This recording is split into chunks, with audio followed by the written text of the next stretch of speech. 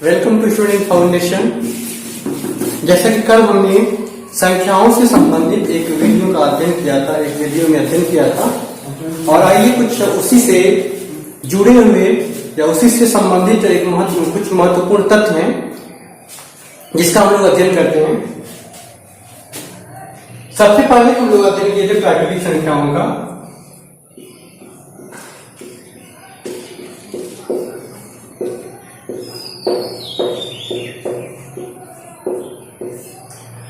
तो प्राकृतिक संख्या को ही हम लोग धन पूर्णांक भी कर सकते हैं।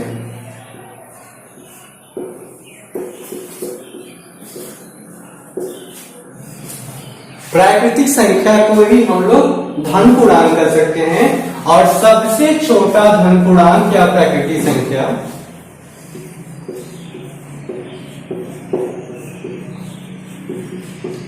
सबसे छोटी प्राकृतिक संख्या अगर कोई पूछे तो एक होती है। सबसे छोटा धन पूर्णांक या सबसे छोटी प्राकृतिक संख्या एक होती है।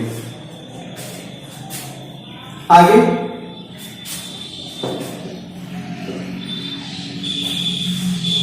पूर्ण संख्या।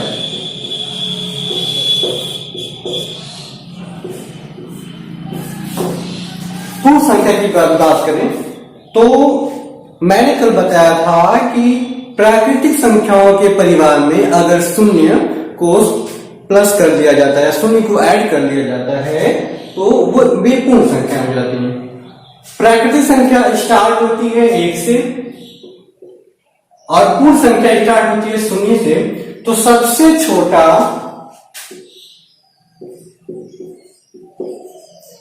छोटी पूर्ण संख्या हमारी 0 होगी। सबसे छोटी पूर्ण संख्या 0 होगी।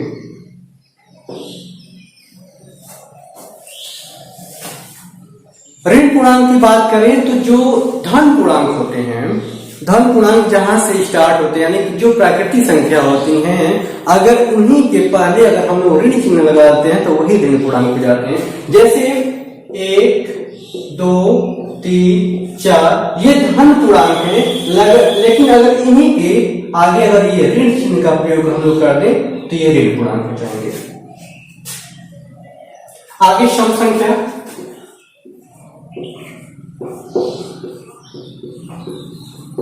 सम संख्या की बात करें यानी कि वे संख्याएं जो 2 से पूर्णतः विभाजित होती हैं वे सम संख्याएं कहलाती हैं, और सबसे छोटी सम संख्या 2 होती है। सबसे छोटी सम संख्या 2 होती है क्योंकि 2 ही से ये स्टार्ट होती है।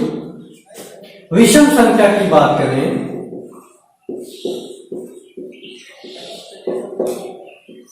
तो सबसे छोटी विषम संख्या 1 होती है,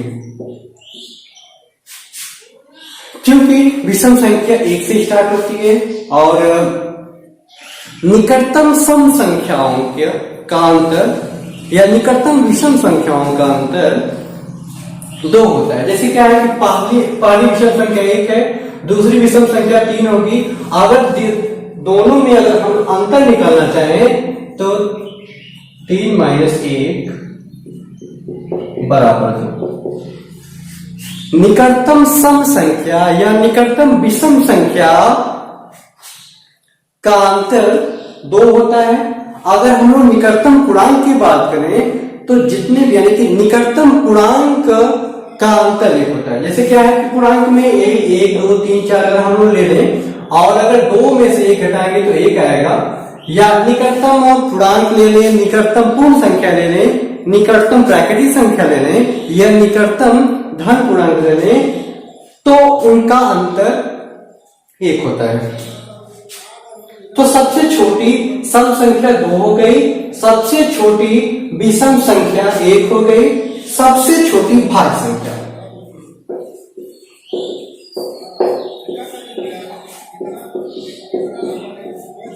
सबसे छोटी भाज्य संख्या। चूंकि मैंने कल बताया था कि वे संख्याएं जो एक और स्वयं के अलावा किसी और संख्या से विभाजित हो, वे संख्याएं जो एक और स्वयं के अलावा किसी और संख्या से विभाजित होती हैं, वे भाज्य संख्याएं कहलाती हैं।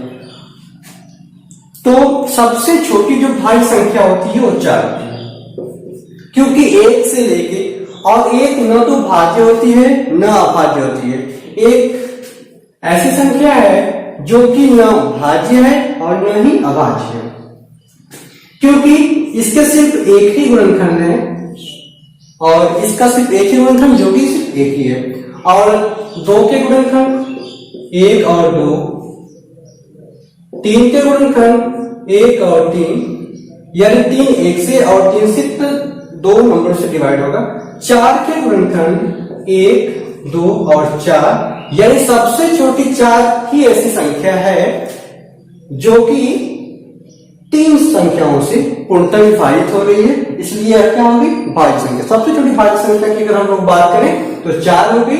सबसे छोटी अभाज्य संख्या के बारे में बात करें, सबसे छोटी अभाज्य संख्या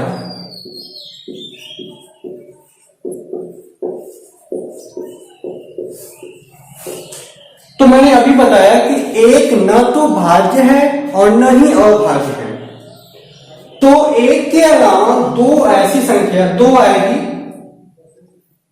जिसके सिर्फ 2 गुणनखंड होते हैं, 1 और वो खुद। तो सबसे छोटी अभाज्य संख्या 2 हो गई, सबसे छोटी अभाज्य संख्या 2 हो गई। और परिमेय संख्या के बारे में बात करें हम, तो अब तक हम लोग प्राकृतिक संख्या, पूर्ण संख्या, पूर्णांक, सम संख्या, विषम संख्या, भाज्य संख्या, अभाज्य संख्या, ये 4-5 जितनी भी हैं, अगर उनको रखा जाए तो ये परिमेय संख्या के अंतर्गत आती हैं। यानी जितनी संख्याएं जिनका अध्ययन हम लोगों ने अभी तक किया, इस वीडियो में जितनी संख्याओं का अध्ययन किया, यानी कि प्राकृतिक संख्या, पूर्ण संख्या, धन पूर्णांक, ऋण पूर्णांक और सम संख्या, विषम संख्या, भाज्य संख्या, अभाज्य संख्या, ये सभी परिमेय संख्या के अंतर्गत रखी जा सकती हैं, क्योंकि मैंने कल परिमेय संख्या की डिफिनीशन बताई थी। वे संख्याएं जिन्हें हम p/q के रूप में लिख सकते हैं और जिनका डिनोमिनेटर यानी कि हर शून्य न हो, उसे हम परिमेय संख्या कहते हैं। और हाँ, जितनी संख्या है, यानी कि प्राकृतिक संख्या हो, पूर्ण संख्या हो, पूर्णांक हो, सम संख्या हो, विषम संख्या हो, उनका हम लोग हर एक लिख सकते हैं। एक छिपा होता है हर के रूप में, जैसे यहाँ पे 2 है तो 2 और एक जो डिवाइडिंग लाइन, इसके नीचे 1 हमेशा छुपा होता है। अगर 2 लिखा गया है तो 2/1 हम लिख सकते हैं। 5 लिखा गया है तो 5/1 लिख सकते हैं। -3 लिखा गया है तो -3/1 लिख सकते हैं। हर के रूप में एक, जितनी भी प्राकृतिक संख्या, पूर्ण संख्या, पूर्णांक, यानी जिनका हर नहीं दिया होता है, उनका हर हम लोग 1 लिख सकते हैं। इसी के साथ आज का क्लास यहीं तक।